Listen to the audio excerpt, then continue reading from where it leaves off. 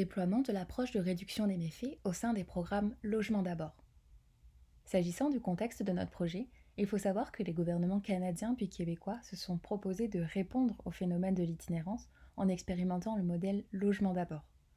Celui-ci mise sur une orientation immédiate en logement individuel, sans exigence d'arrêt de la consommation, et conjugué à un accompagnement psychosocial fondé sur l'approche de réduction des méfaits.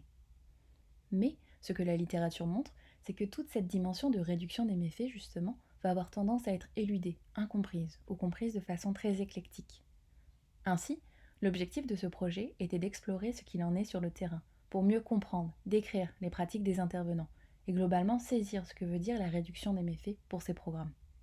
Ce projet a consisté en une étude de cas unique, menée avec un programme de logement d'abord dont 9 acteurs et actrices ont été rencontrés entre novembre et décembre 2020. Pour cette présentation, nous allons nous attarder spécifiquement sur les résultats traitant du rapport à la notion d'abstinence. Nous avons pu établir une typologie embryonnaire, mobilisée pour les besoins de la démonstration, mais il faut noter que les 3 conceptions mises de l'avant s'entremêlent et se conjuguent les unes les autres. On peut en premier lieu distinguer les interventions où la réduction des méfaits est comprise comme ayant pour but essentiel la réduction graduelle de la consommation, et si possible la sobriété, considérée comme un idéal pour les participants du programme. On peut noter que cette perspective se conjugue à l'analyse de la consommation comme étant la source de la situation d'instabilité résidentielle. En ce sens, on constate une relative confusion s'agissant de ce qui est entendu par méfait et par risque, puisqu'ici, c'est en effet la consommation elle-même qui tend à être considérée comme le méfait à éliminer à terme.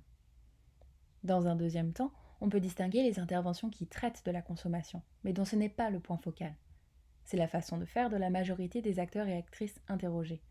Leurs interventions de réduction des méfaits sont orientées vers la réduction de la consommation ou un objectif de sobriété complète, si et seulement si c'est souhaité par la personne accompagnée. Toutefois, ils et elles apparaissent porter un regard indéniablement positif sur cette potentialité de diminution ou d'arrêt. C'est une avenue qui tend à être beaucoup valorisée. À nouveau, la description de ces interventions révèle que la frontière entre méfaits et risques n'est pas toujours limpide. Enfin, pour une minorité d'acteurs et d'actrices, la réduction des méfaits et les interventions liées se doivent d'être totalement décentrées de la consommation en tant que telle. Ici, la distinction entre méfaits et risques est très claire. La consommation correspond au risque et en aucun cas à un méfait.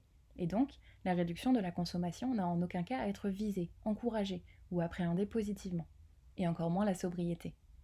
Ils et elles avancent en effet que se focaliser sur la consommation revient à individualiser l'approche de réduction des méfaits, ce qu'ils et elles ne souhaitent pas.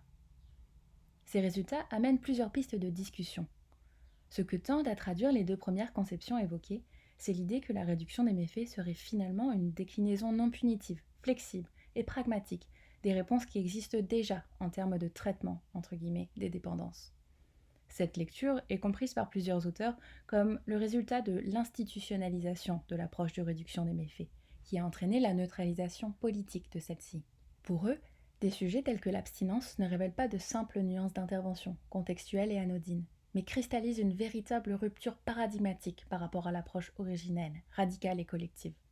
En effet, centrer les interventions de réduction des méfaits sur la consommation, en recherchant sa diminution et avec toujours en filigrane l'idéal de l'abstinence, reviendrait à décontextualiser la trajectoire de consommation des forces politiques, économiques et sociales qui l'ont façonnée. Ces mêmes auteurs proposent de renouer avec la vision politique et morale originelle de la réduction des méfaits. Dans nos résultats, cet élan se rapproche de la 3e conception mise de l'avant, qui bien plus qu'une simple déclinaison, révèle un projet politique à part entière, avançant que centrer l'intervention sur la consommation, c'est finalement analyser la solution comme le problème, comme étant du ressort de l'individu accompagné. Ils et elles proposent au contraire de décentrer l'approche de la consommation, avançant que celle-ci diminuera organiquement ou pas, à travers des interventions orientées sur les environnements dont font partie les participants, et non sur leur usage des substances. C'est donc un tout autre projet politique qui est proposé ici, fondé sur une lecture systémique de la souffrance et de l'exclusion. On comprend que ces dynamiques en tension peuvent générer des injonctions contradictoires pour les personnes accompagnées. Pour les intervenants et coordinateurs, coordinatrices, il est donc pertinent de s'engager dans des discussions pour problématiser collectivement les buts de la réduction des méfaits, les changements possibles recherchés, et finalement les déterminations sociales, organisationnelles et pragmatiques de ces possibles. Ce, afin de permettre le déploiement d'une approche autant que faire se peut unifiée et pouvant renouer avec ses idéaux.